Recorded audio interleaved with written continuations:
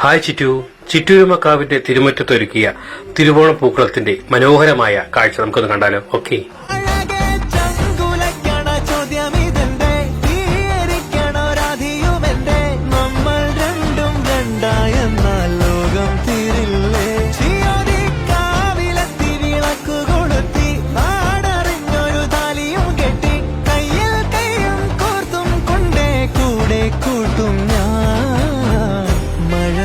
ചന്തമേ നീയൻ സ്വന്തമേ